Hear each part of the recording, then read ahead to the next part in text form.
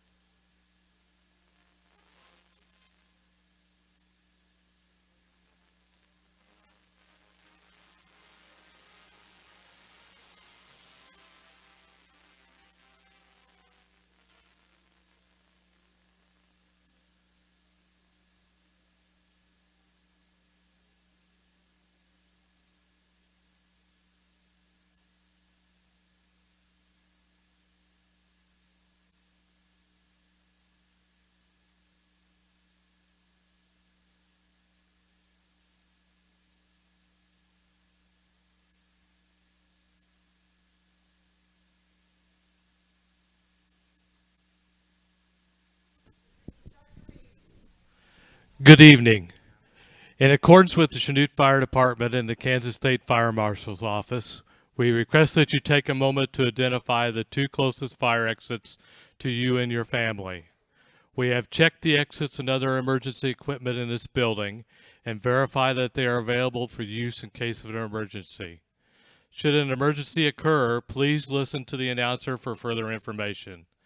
At this time, we ask that you turn off all electronic devices or on the silent mode. Thank you.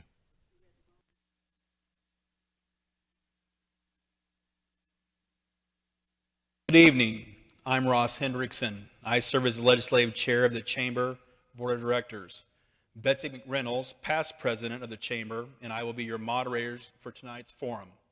The Chanute Area Chamber of Commerce and Office of Tourism is pleased to present this candidate forum. We thank the candidates for the Kansas Senate District 15 and Neosho County Commission for being with us this evening. And we also thank those in the audience for attending and for those watching at home. This forum is for the general election to be held on November 8th. Each group of candidates will have their individual time on stage. We will begin with the candidates for Neosho County Commission. Questions for tonight's forum were made available to the candidates as they arrived this evening. Questions were submitted by chamber members and the general public. Tonight's potential questions were developed by a nonpartisan committee made up of chamber volunteers and reviewed prior to this evening to ensure a nonpartisan approach to the forum. This is a forum where candidates will be able to answer specific questions. This is not a debate, and questions will not be taken from the floor. Candidates drew for seating arrangements and the order in which questions will be answered. Each candidate will begin with a 2-minute opening statement.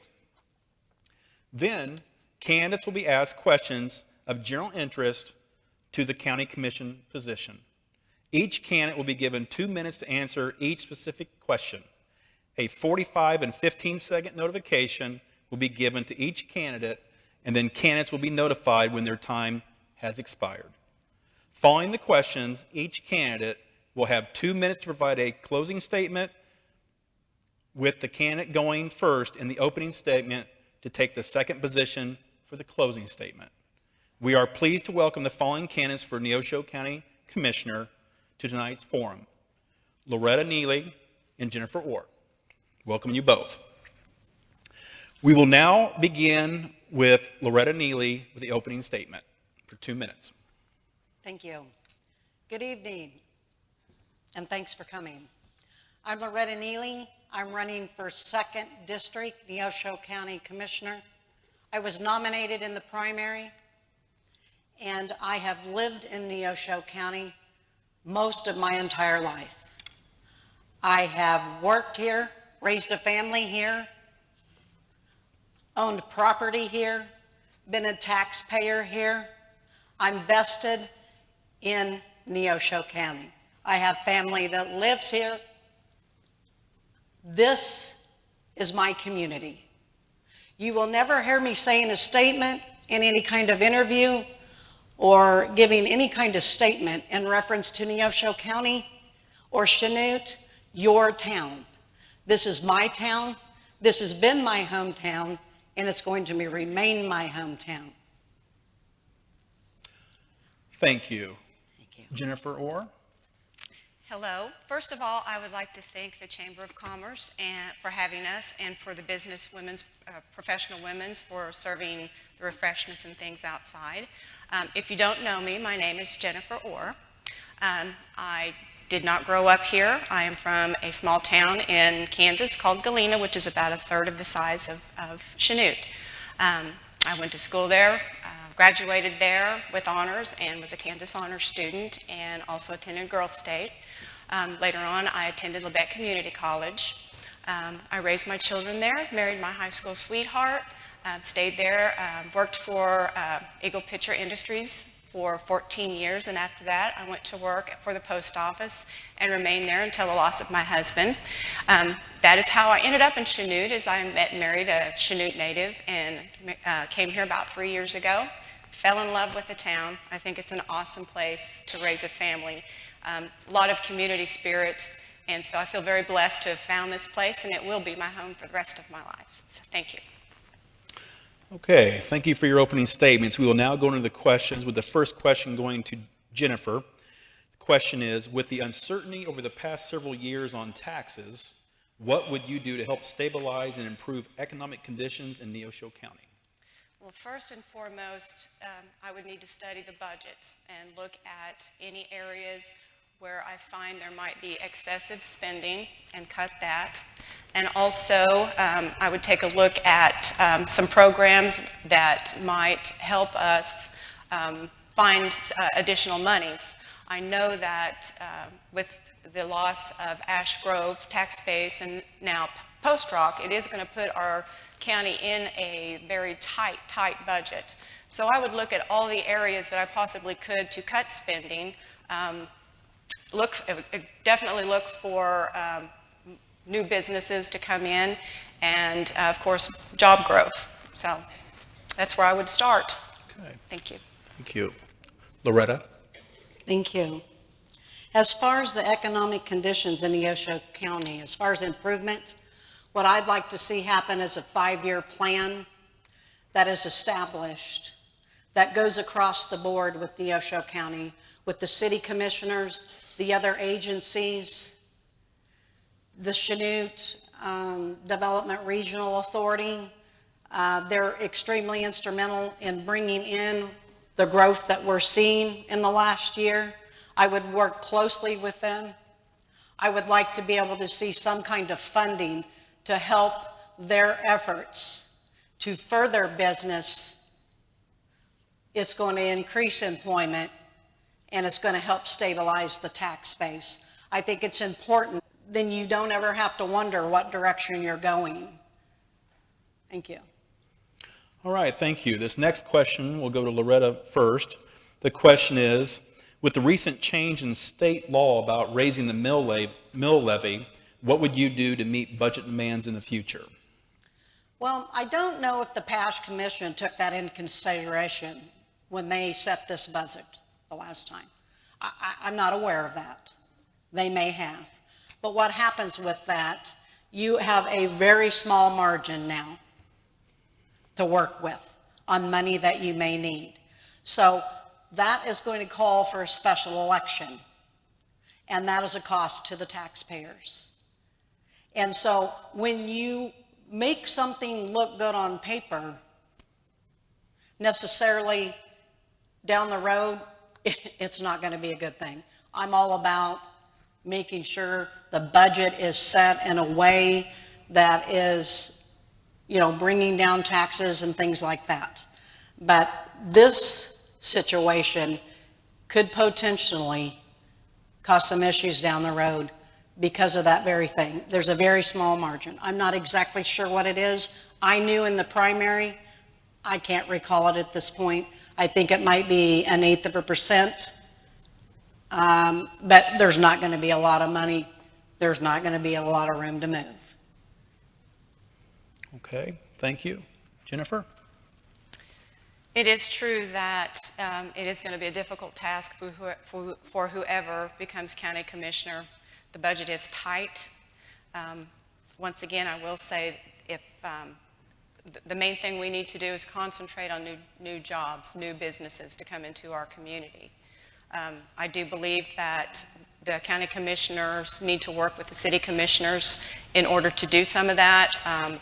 With the CRDA, bring them into that and help us find those new businesses to come in. And I'm really excited about some of the new businesses that are coming in right now. We've got the new Hibbett's, we've got the Love Store, and the new hotel that's coming in. So I do believe that our county is on the right track, and I do believe that if we all work together and we have the same goals, that we can make Chanute and Neosho County as a whole a better place to live, and I think that's what we all want.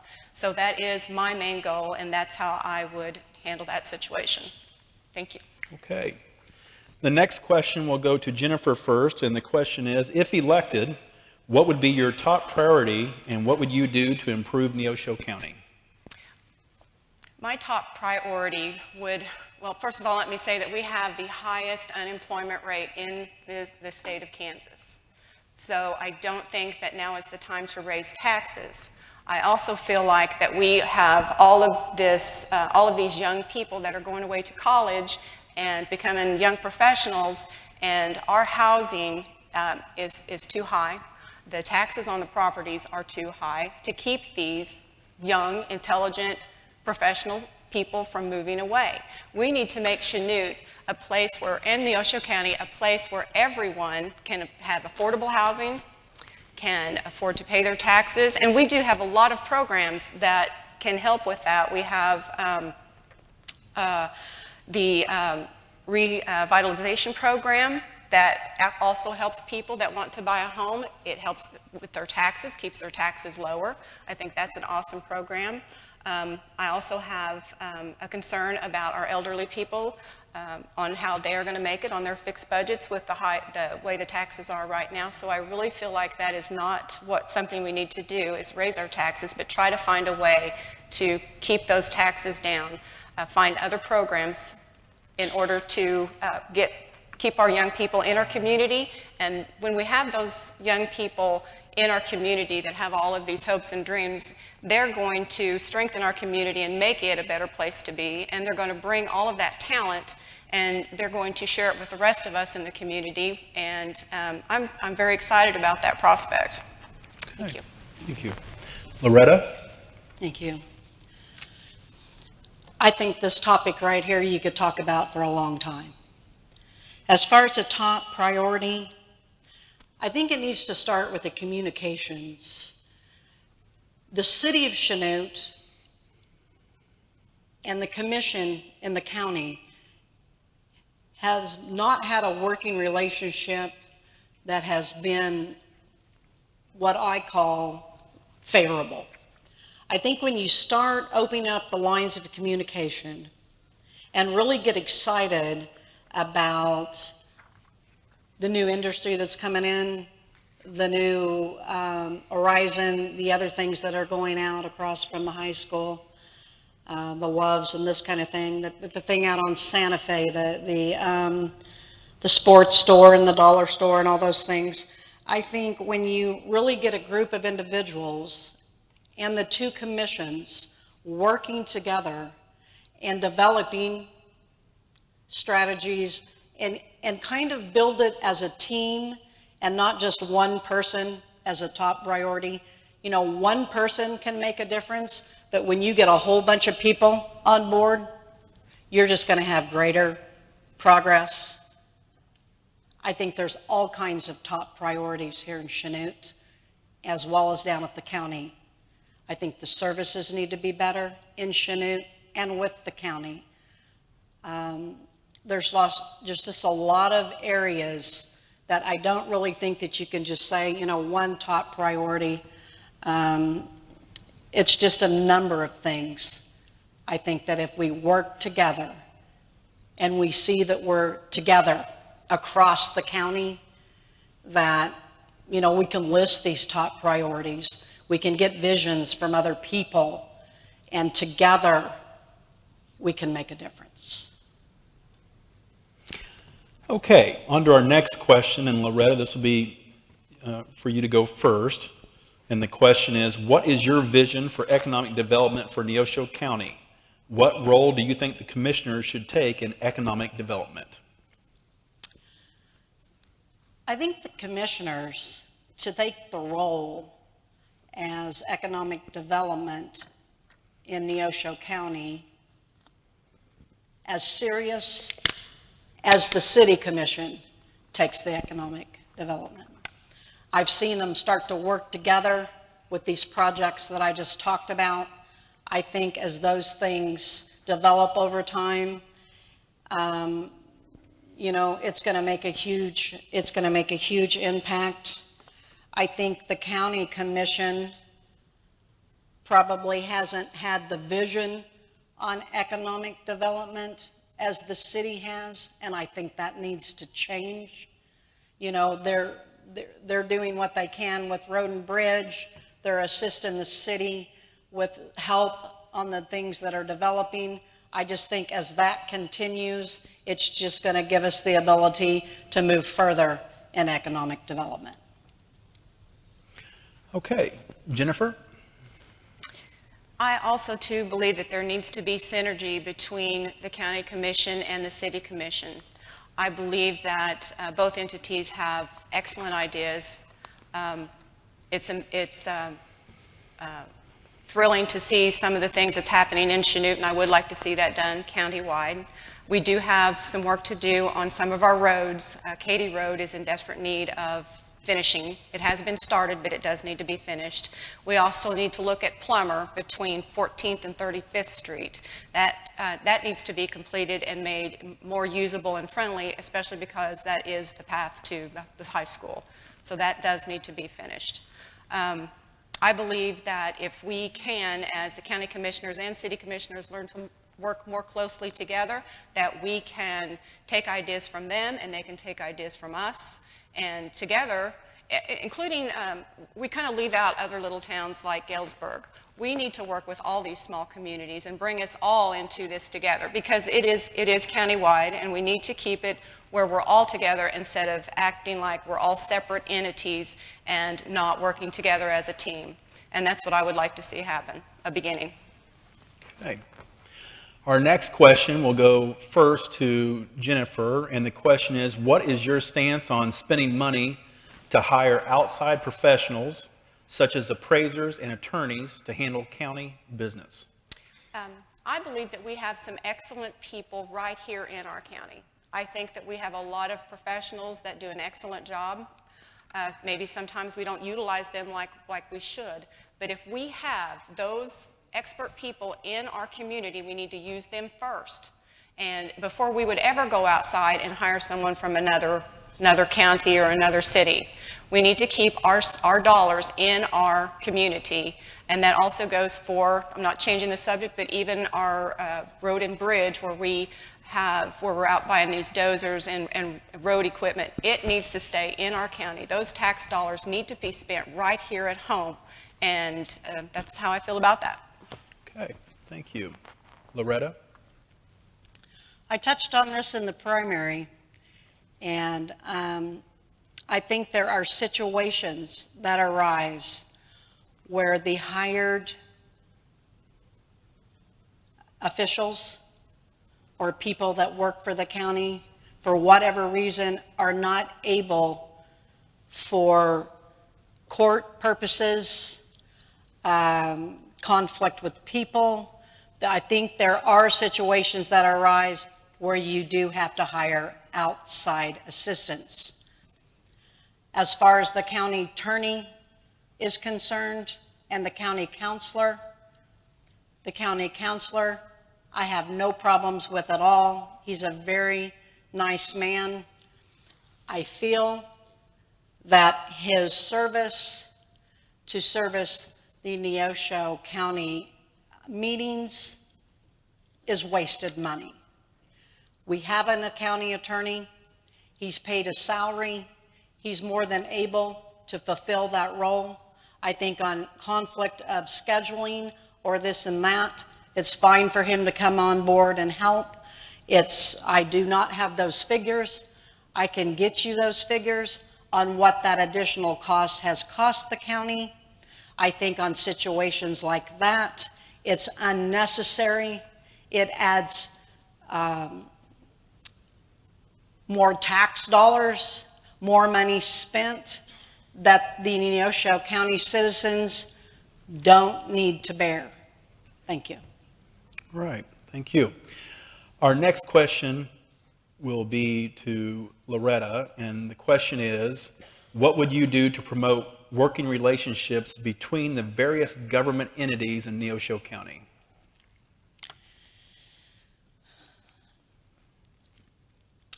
I'm going to start with the Neosho County Courthouse as an example. I think with some of the services there at the county, let's use the deputies or people in the appraiser's office that have to go out and get special training to fulfill the role. Money is spent for that training, then they come back, and because their wage is not competitive with Chanute or surrounding areas, they don't stay in that position. So you have county citizens spending money, thousands of dollars, on training, and then you don't keep them in that. I think the turnover in the county, I think that needs to be worked on. I think the morale in the Neosho County Courthouse needs to be addressed. These other government entities that I am not exactly familiar with, that I'm going to be educating myself on, I think all services can improve. I feel like when you are investing in people, in department heads, you're putting your trust in officials, and you are making an investment in someone.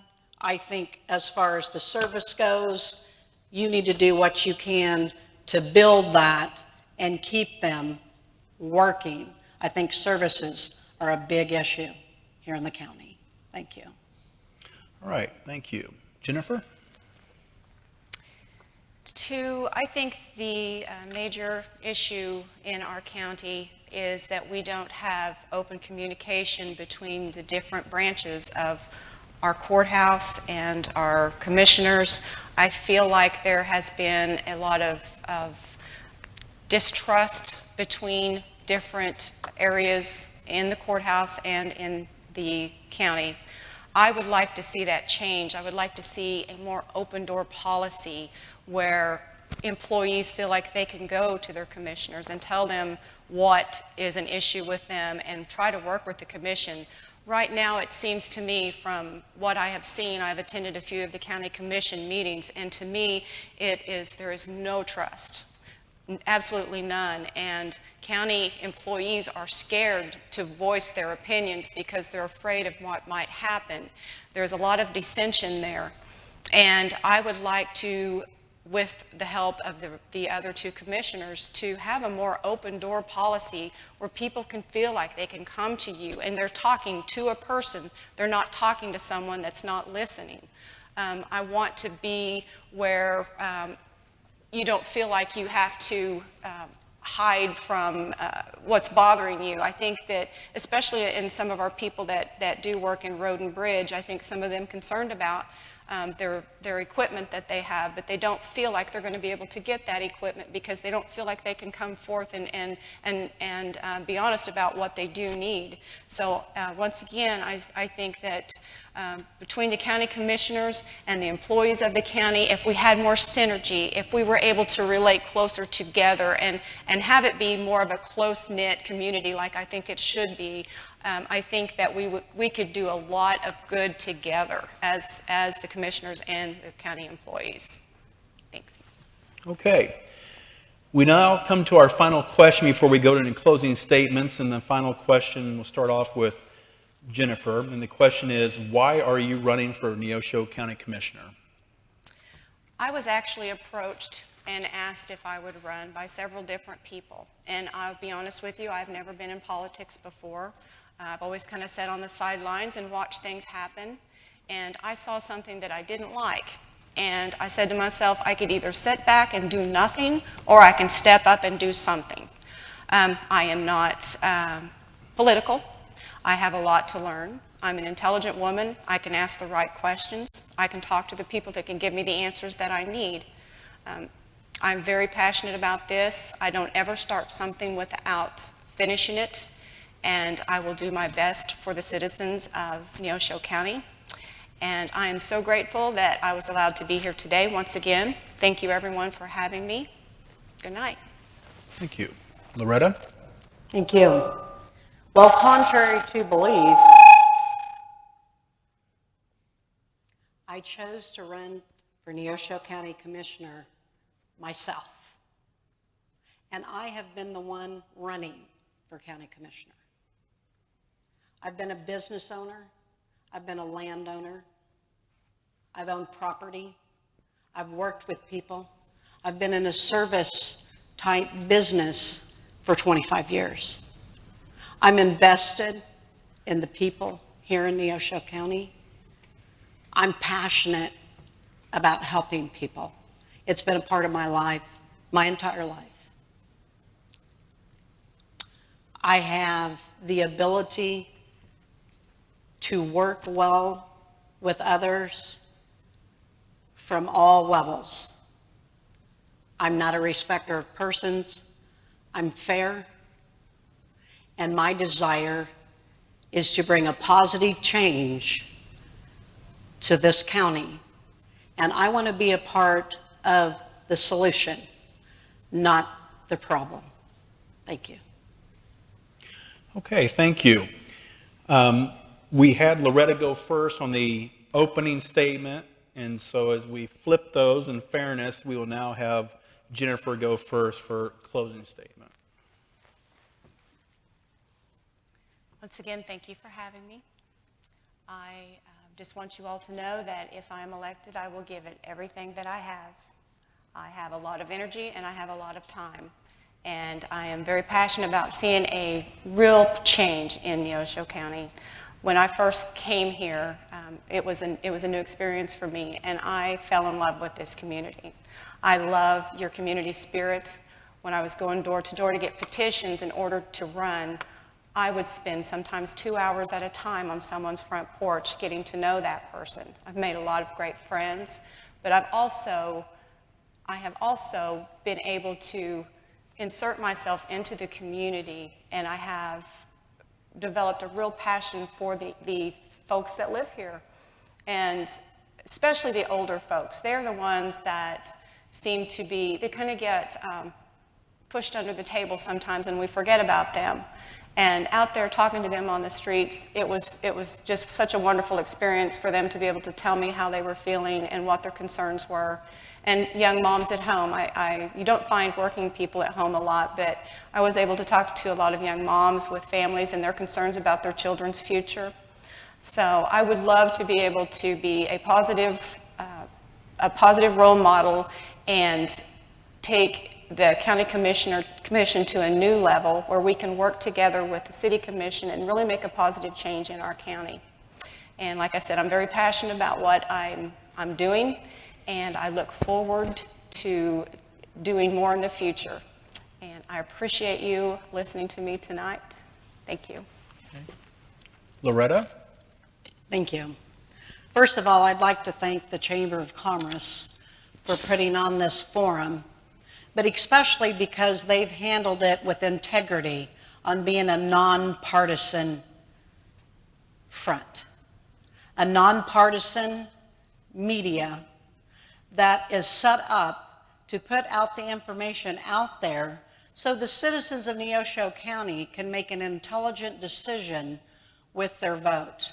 I appreciate that. I really appreciate that from the standpoint that I have gotten all kinds of bad publicity from other media here in this community. So especially, I'm passionate about this because I know this organization is fair. So, in closing, I'd like to say this. I live my life with purpose, which gives me clarity and the confidence that I need to do the job that's set before me. I have educated myself. I have spent time learning the aspects. I do not know everything there is to know.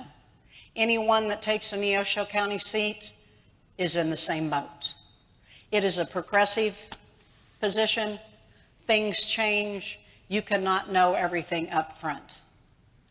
But I've always been a student, and I've always been a person of knowledge, and I have the abilities and the confidence to do what's right for the people that I'm vested in. The people that have been a part of my life for 50 plus years. So when you go to the poll, you need to ask yourself, do I want to vote for somebody that I've worked with, lived alongside, gone to high school with, spent time with, know, and have a reputation of community? That would be me. And I would really appreciate your vote on November 8th. Thank you. Okay. All right. I want to thank you to Loretta Neely and Jennifer Orr. We will now have a 5-minute break to allow the next group of candidates to take the stage. But before I relinquish the stage, I would like to give a special thanks to Jane Brophy, who is our executive director. She does a lot of work behind the scenes because these events just don't happen. So when you do get a chance, please thank her for all of her work in preparing this. At this point, we will sign off for 5 minutes, and we will hand it over to Betsy McReynolds for the Senate Candidate Forum. Thank you.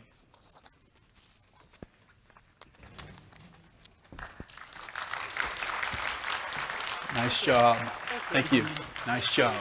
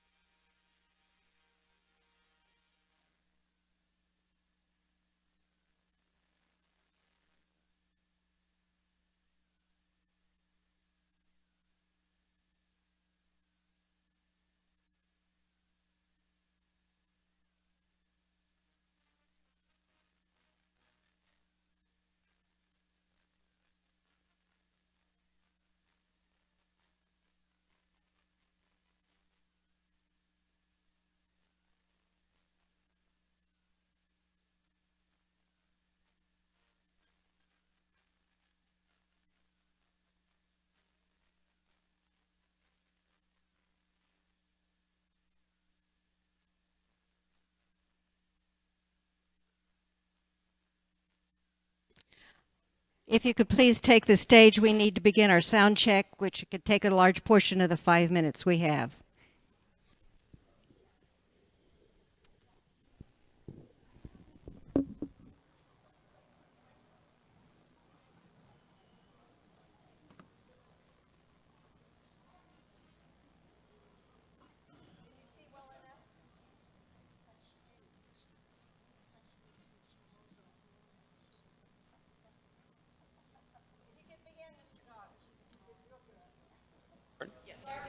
All right. Pretty Perry, it's been more than 50 years since Raymond Graber has seen sunshine. Several weeks ago, that all changed. Keep on? Okay.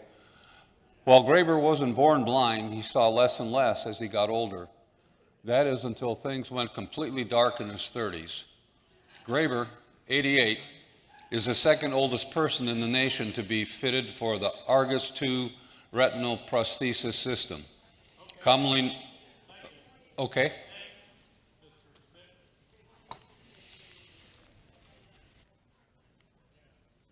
It's been more than 50 years since Raymond Graber has seen sunshine. Several weeks ago, that all changed. While Graber wasn't born blind, he saw less and less as he got older. That is, until things went completely dark in his 30s. Got it? Oh, okay, yeah. We don't need to read that, do we? It's been more than 50 years since Raymond Graber has seen sunshine. Several weeks ago, that all changed. While Graber wasn't born blind, he saw less and less as he got older.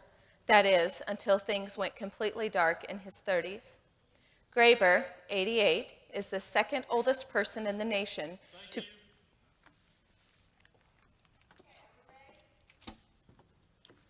Are you gentlemen ready? Okay.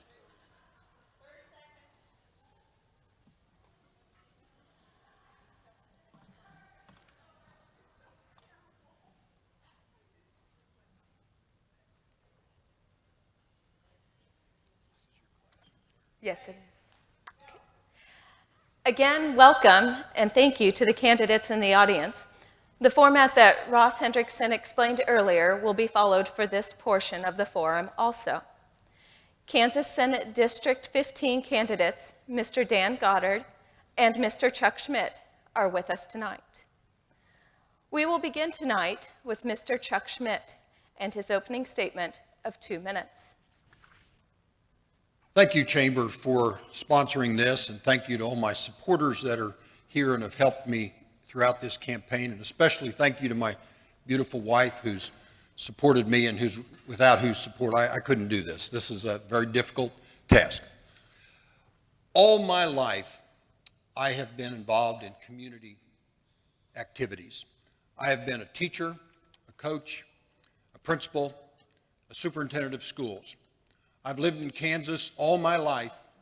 I've worked in schools. I've been a farmer. I'm active in my church. I've been in leadership activities. I was the Southeast Kansas chairman of the Superintendent's Forum. I've been active in leadership activities both locally and statewide. A year ago, I retired as superintendent of schools, planning to take it easy and travel to see my grandkids.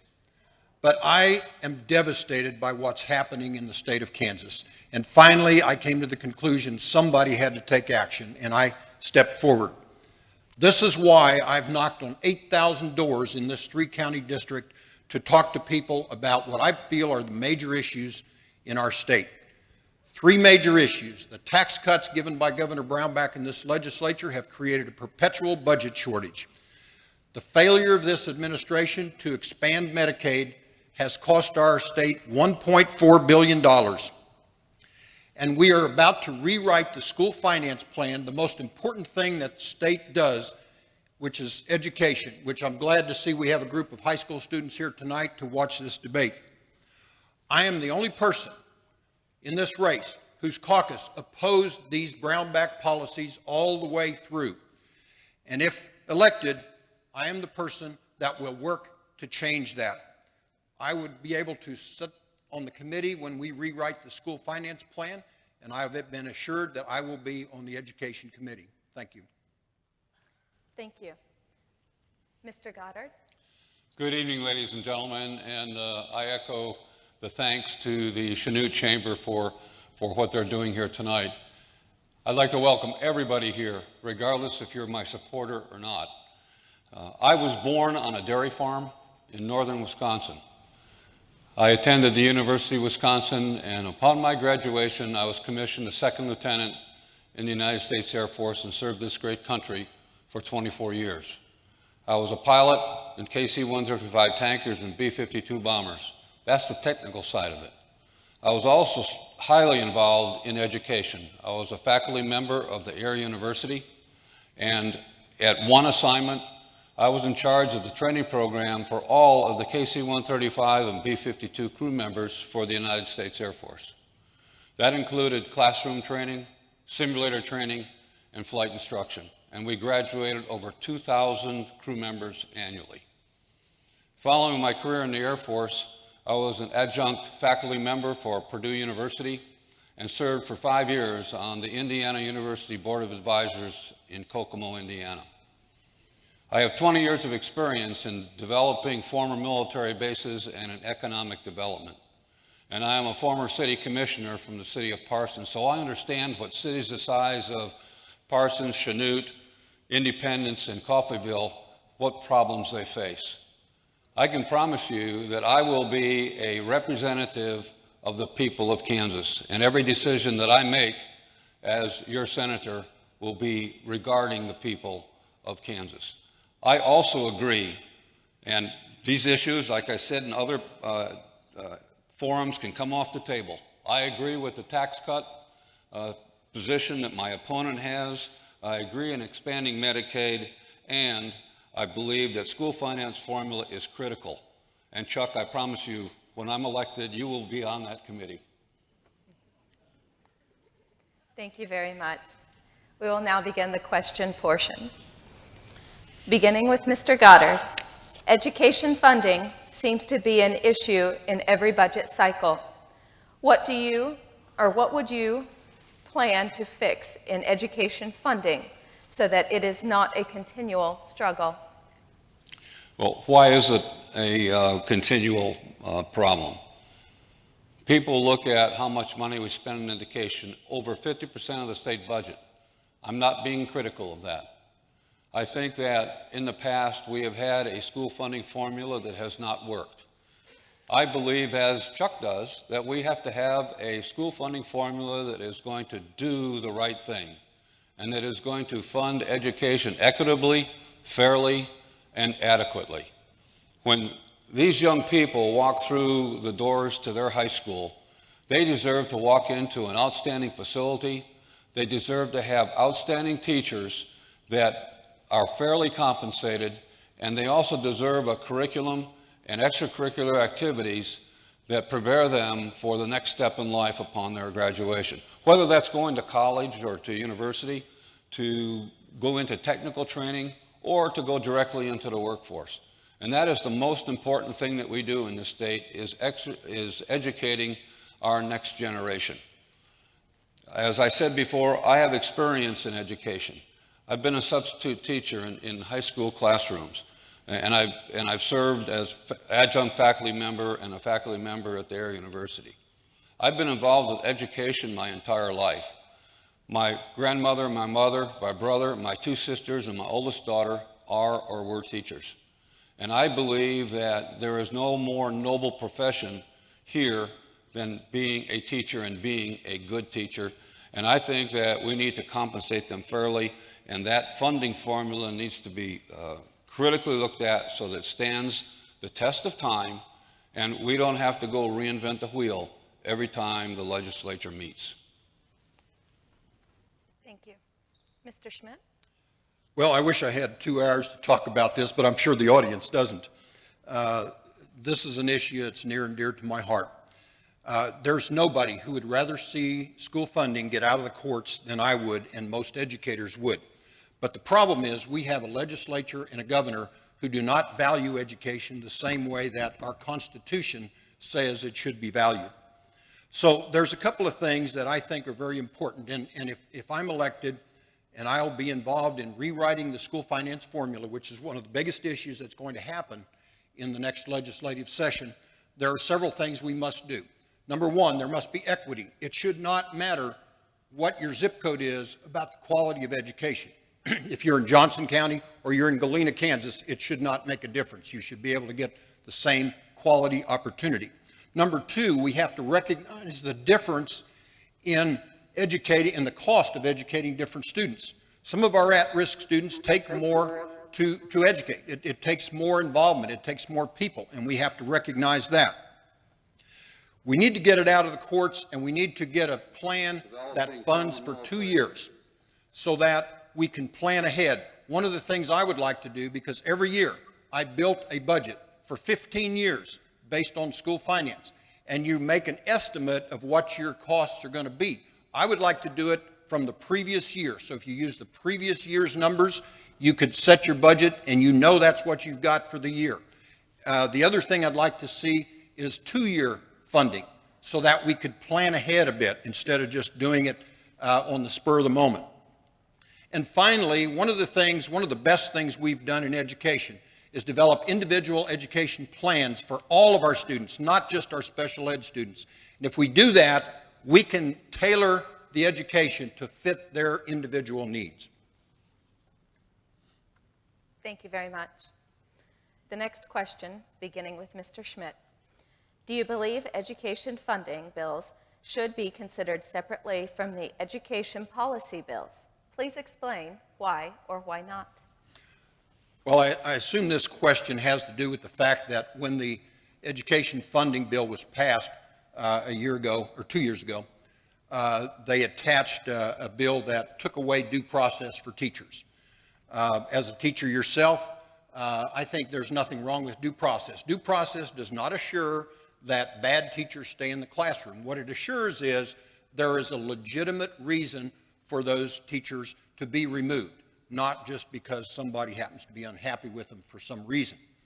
So, yes, I think policy issues should be separated from fiscal issues in school funding, and that was not done, and the reason that was not done is because I believe that this legislature tried to slip it through, and they did slip it through at 2 a.m., taking away due process. The first thing we did in my district as superintendent, when we sat down to negotiate contracts with our teachers, we worked out a due process plan of our own. And I think that should be there so that the teacher who happens to be a coach and doesn't start the board president's son at quarterback or doesn't play a board member's daughter enough on the basketball team, that should not be a reason they're removed from school. They should be removed from their job if they're not a competent teacher. The other thing that helps us with that is we have a new evaluation plan that is now statewide, and I think it's a very detailed evaluation plan that allows us to, with input from the teacher and the administrator, to develop a plan of improvement for teachers who need help. That plan is very detailed so that when you're deciding if that teacher is to get a contract renewal or not, that plan can tell you, is that teacher competent or are they not? So that's the way it should be handled. Thank you. Mr. Goddard? I believe that the funding bills and education policy should be looked at separately.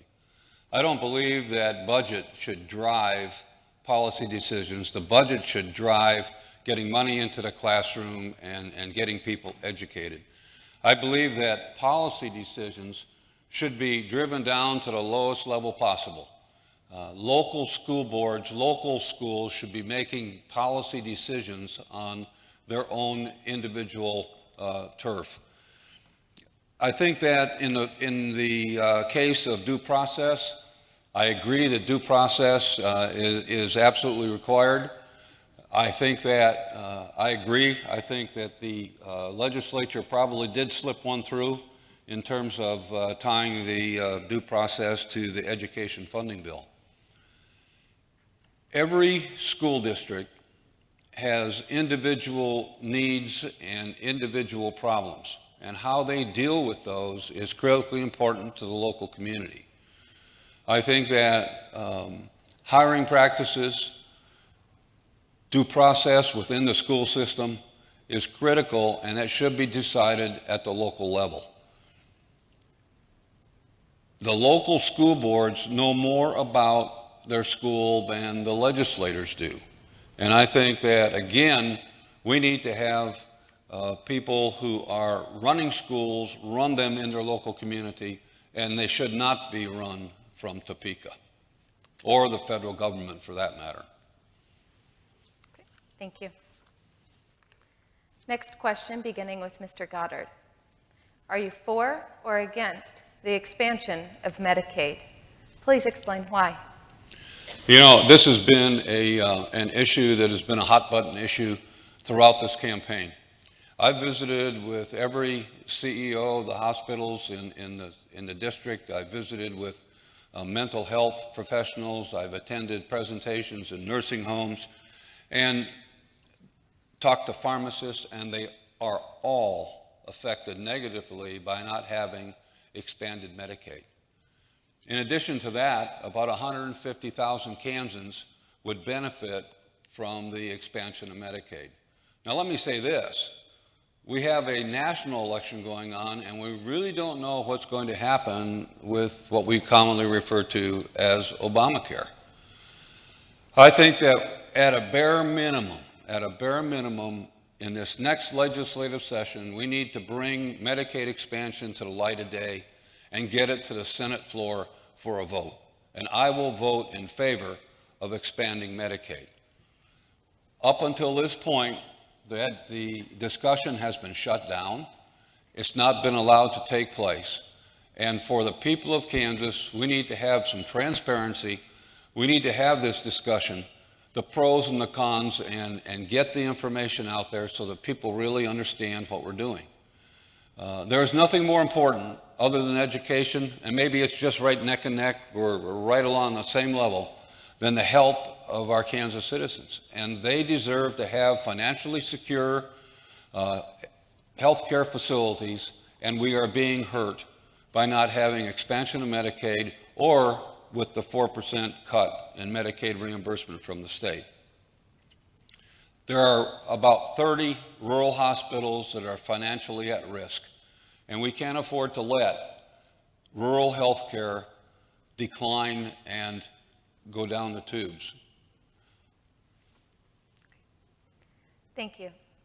Mr. Schmidt? Yes, I am definitely for the expansion of Medicaid. I live in Independence. Our hospital is now closed. That was not the only reason, but that was a major factor in why our hospital is closed. This state, a state which is scrambling for funding for almost everything, turned down $1.4 billion from the federal government because we refused to expand Medicaid. 31 states in the United States have expanded Medicaid. They are finding that it creates jobs, it helps their economy, it helps the budget. We need to do it. One of the things it will do is will provide reimbursement for our healthcare providers. It will also provide reimbursement for our mental health, our community mental health centers. One of the things I've learned in this election, in this race, is our community mental health centers have lost funding because they have people suffering from mental illnesses who could come to them for treatment and for medication, cannot do it because they don't qualify for health insurance. With Medicaid expansion, they would qualify for health insurance. That would then provide reimbursement for those mental health centers. We know that from 150 to almost 300,000, the latest numbers we've got from the Kansas Hospital Association, is it could be closer to 300,000 low-income working Kansans would qualify for health care if we expanded Medicaid. Why we haven't done that, I have no idea, and all I know is that in a state that is scrambling for funding for everything, including medical reimbursement, the smart thing to do will be to expand Medicaid. Virtually every healthcare organization in the state of Kansas has advocated for this expansion. Thank you very much. Our next question, beginning with Mr. Schmidt. Additionally, over the past 3 years, cuts have occurred to Medicaid. Do you support rescinding the cuts? Why or why not? Yes, I do support rescinding those tax cuts of 2012. When those cuts were put into place, the idea was that it was going to bring jobs to Kansas. It did not bring jobs. In fact, not only did it not bring jobs, we have less jobs now than we did before the tax cuts. We have lost over 5,000 jobs in Kansas in the last 2 years. That is not working. We need to accept the fact that that experiment doesn't work, and we need to change it. And the way we change it is we repeal those tax cuts for over 330,000 businesses. That, and I call them tax cuts, they're tax exemptions. They do not pay any income tax. Many of those people are my friends who've talked to me about it, and they want it repealed. They said I don't blame them for taking advantage of it, but they said it's not fair. People who have a chiropractic business, people who have accounting businesses, people who have law firms, the owners of those firms pay no state income tax, their secretaries do. That is not right. What that will do, if we rescind that and we repeal that tax cut, that will bring revenue, it's estimated as high as $900 million. When that tax cut was passed in 2012, there was a legislative post-audit or legislative research figures of $900 million we would lose in fiscal 2017. That's the year we're in now. Guess how much we're losing? $892 million. Almost that $900 million that was predicted, and yet they passed it anyway. We need to repeal that tax cut. Thank you. Could you repeat that question, please? Yes. Additionally, over the past 3 years, cuts have occurred to Medicaid. Do you support rescinding the cuts? Why or why not? I support rescinding the Medicaid tax cuts. You know, when those tax cuts or when those cuts happened to Medicaid, it put a financial bind on a lot of our healthcare institutions. The result of that could be that less people will be working in those healthcare institutions, there'll be less money flowing into the economy, and heaven forbid, the quality of healthcare could decline. I am so proud of our medical institutions in the 15th District because I believe they are doing everything possible to maintain outstanding health care for all the citizens of Southeast Kansas. I think that those Medicaid cuts have hurt, and especially, you know, outside our district in those rural hospitals that are financially strapped. The Medicaid cuts have hurt pharmacies. They've hurt mental health care. You know, people are winding up going to the emergency room or wind up in jail. And the folks from the mental health providers have to wind up going out there, and they aren't getting reimbursed for any of that. I think that health care in nursing homes is suffering. The assisted living facilities are suffering. And I think that we need to restore those Medicaid cuts and boost our health care community and make sure that they remain financially viable. Thank you. Our next question, beginning with Mr. Goddard. In 2012, state income tax for owners of more than 300,000 businesses was eliminated. Do you support continuing this tax cut? Please explain why or why not. I support rescinding the LLC tax cut. And I challenge my opponent's figure that cutting or restoring that tax would bring in $900 million to the budget. It's more like $200 to $300 million. That is not going to totally solve our budget problem because we are $600 million in the hole, and every month we're winding up further in the hole when we don't have revenue that meets the projections. The projected revenues are what the legislature goes on to create the budget. And when you create a budget that's based on faulty figures, you're going to wind up with a deficit. And that's what's happened here. I've talked with many LLC owners who are more than willing to pay the tax. They want to see a fair and equitable tax system. Everybody should have some skin in the game. The idea that some people whose employees are paying taxes while the employer is not the right thing. You know, it just doesn't make any sense to me. Thank you. Mr. Schmidt? I think on the last question, I jumped ahead one because I have the list of questions. So I'm going to leave my question for that the previous one, and I'm going to answer the previous question about Medicaid cuts. But let me first say about the 300,000 businesses, the plan that was passed, the fiscal note for that was $892 million. That's by legislative research. That's the plan that was passed. So to go back, I'm going to answer the question about cuts that have occurred to Medicaid. Yes, we've made several cuts to Medicaid reimbursement to our hospitals, to our healthcare providers, and the reason we've done that is because of the budget shortage, the perpetual budget shortage that was caused by those tax cuts in the first place. People who are in the mental health field, people who are in healthcare, people who are in the disabilities business, all see those cuts coming. We've seen those as a result of a lack of funding for our, as a shortage in the budget. So the problem that we have, though, is to restore those cuts. We can't do it until we have the revenue. We have no revenue right now, and we won't have that revenue until we repeal the tax cuts of 2012. Thank you. Our next question, beginning with Mr. Schmidt. More industry calls for more qualified employees. What are your ideas for attracting and building a stronger workforce in Southeast Kansas?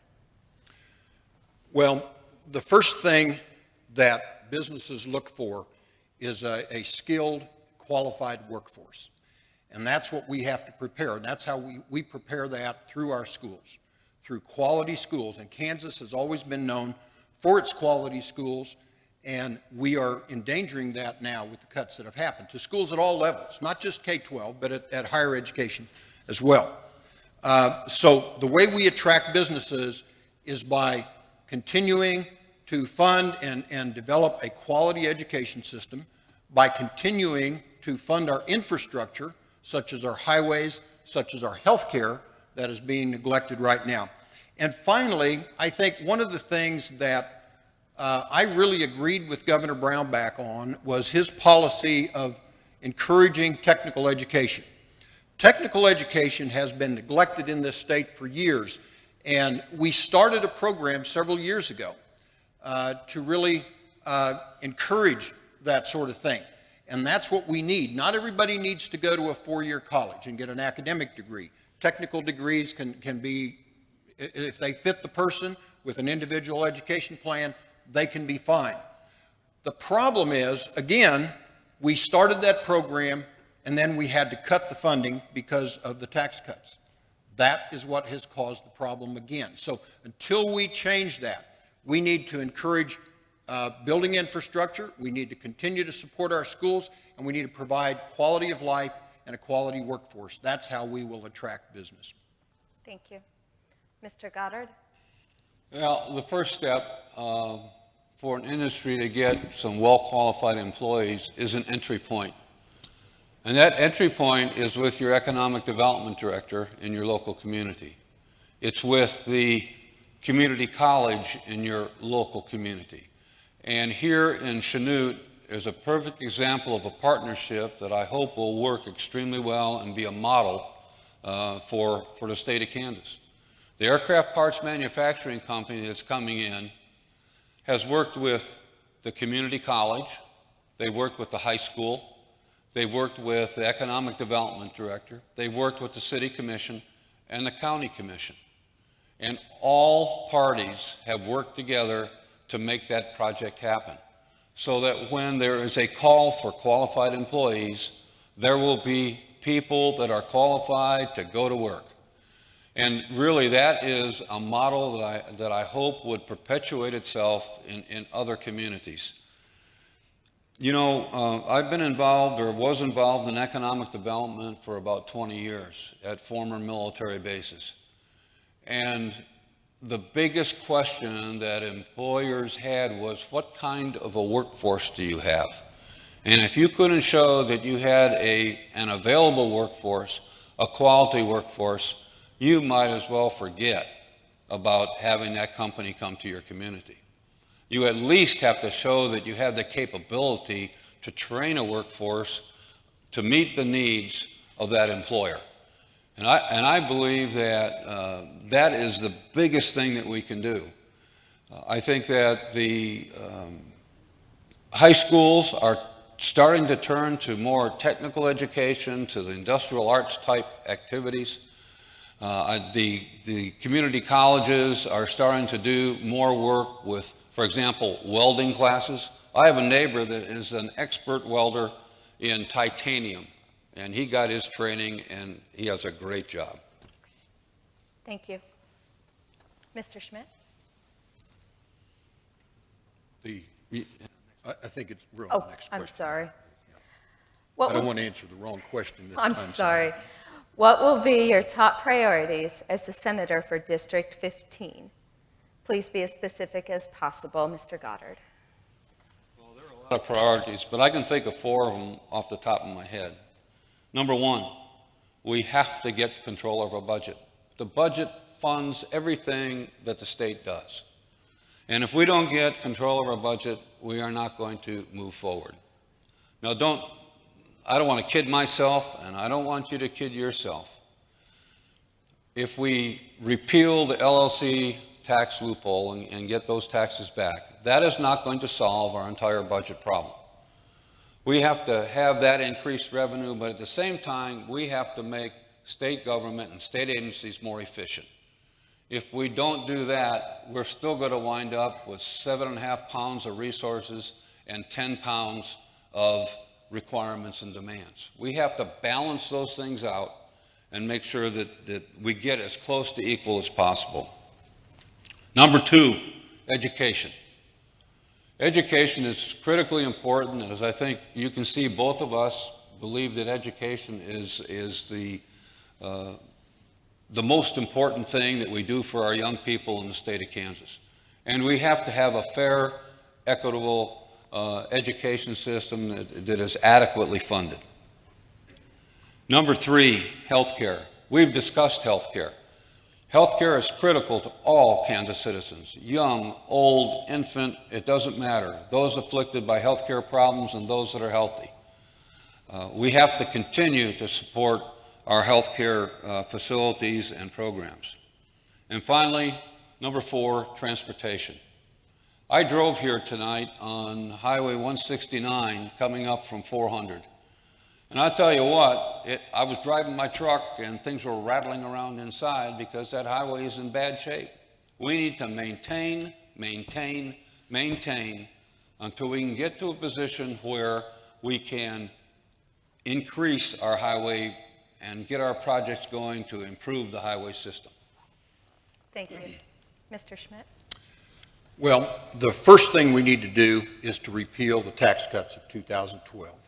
That will get revenue flowing to the state, and then we need to create jobs. And the way we create jobs, and that's what we're hurting.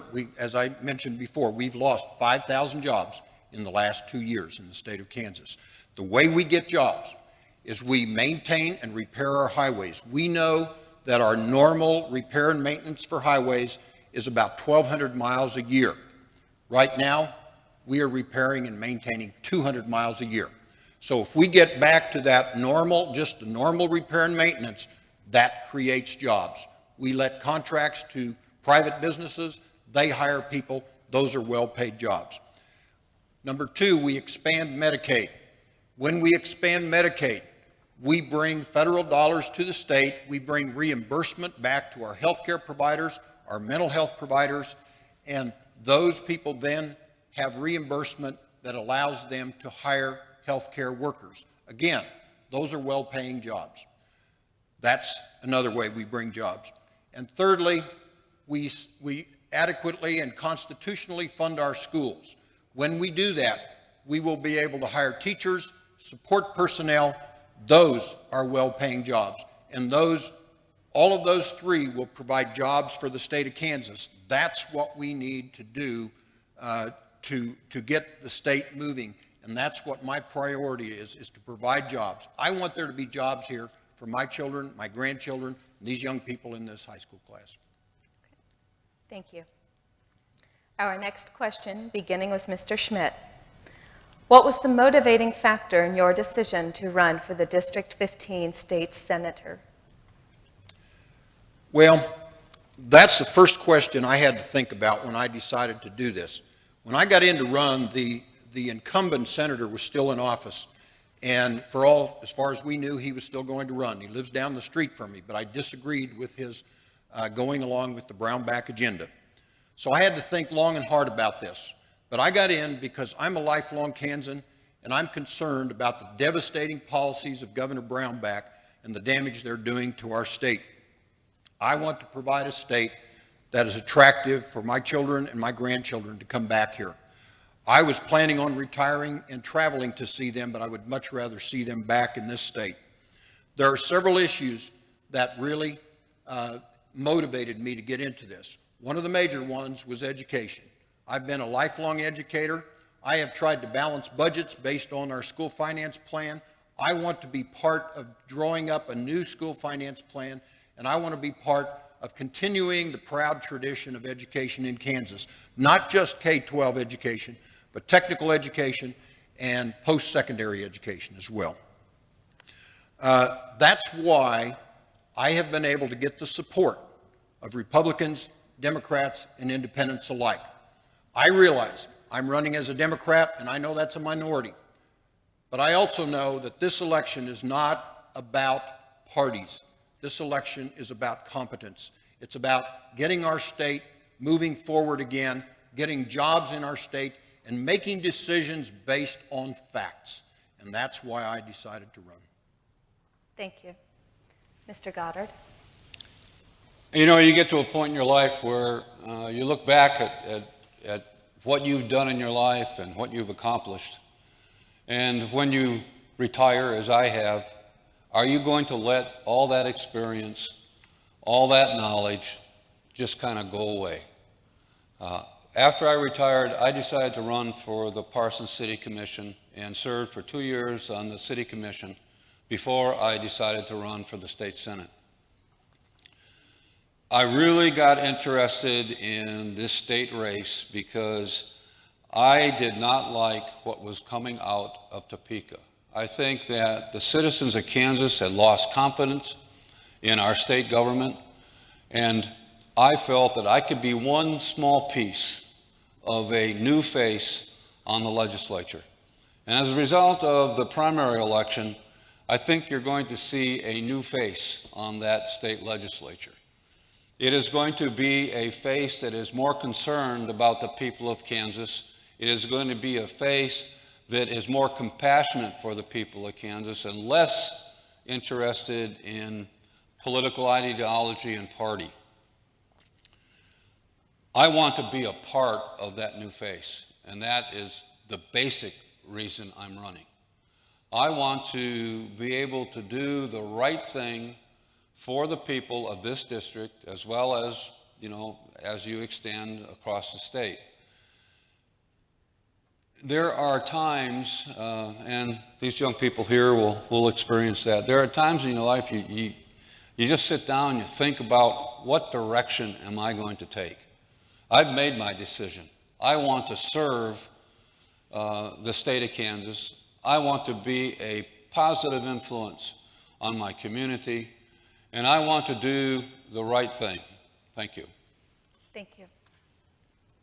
We will now have closing statements. In fairness, because Mr. Schmidt went first with his opening statement, we will now begin with Mr. Dan Goddard.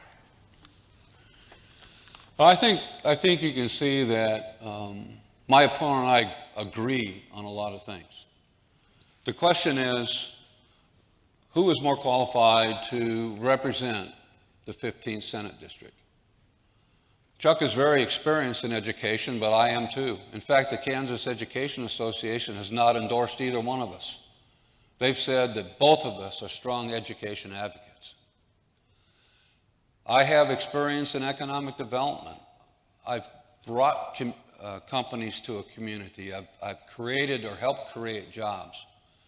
I've worked with young people at Purdue University in the organizational leadership and supervision curriculum.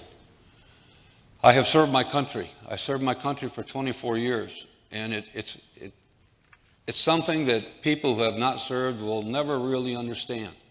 But in my final assignment, I had 800 people working for me. They weren't out there in the mud with helmets and backpacks and rifles. They were out there. The civil engineers maintained the roads and grounds. They were the security and law enforcement people on the military base. They were the people who handled all personnel issues. They were the people who did the parks and recreation and ran the dining halls and the dormitories and the housing. I learned so much about things that can be directly applied to our communities and to the state from being in the military that I feel I can transfer that knowledge when I'm elected.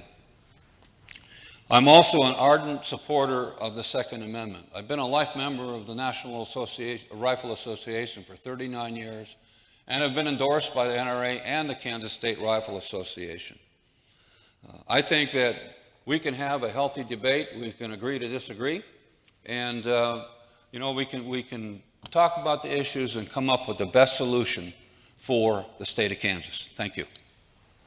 Thank you, Mr. Goddard. Mr. Schmidt, with your closing remarks.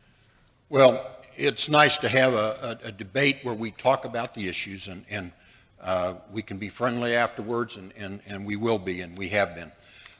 What I want to say, the reason I want to be in this position, I believe we can move Kansas forward again if we stand up to the Brownback agenda.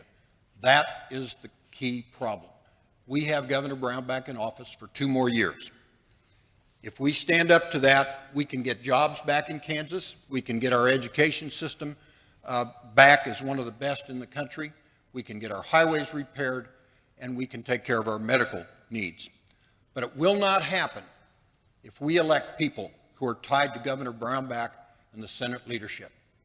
And I know Mr. Goddard means well, and I take him at his word, but I know what will happen when he gets in. He is part of the Senate leadership that has written a plan that basically follows the Brownback agenda, and that plan has Mr. Goddard's name on it. I am the candidate who does not have a name on that plan.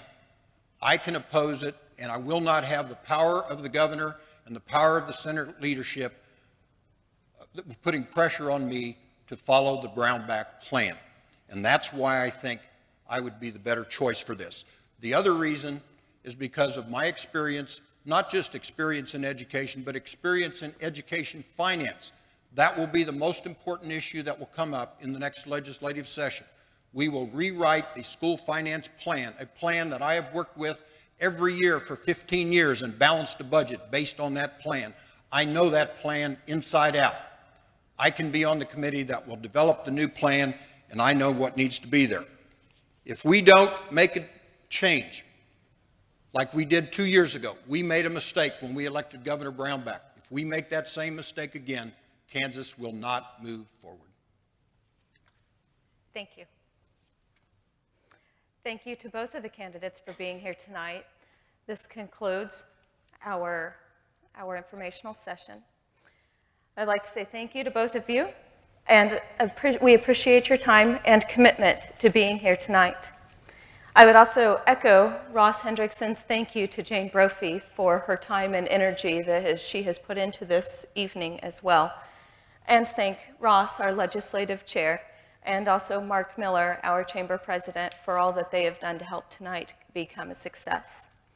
We appreciate the assistance of the City of Chanute, KINZ, KKOY, 1460 AM radio, and the Chanute Channel 10.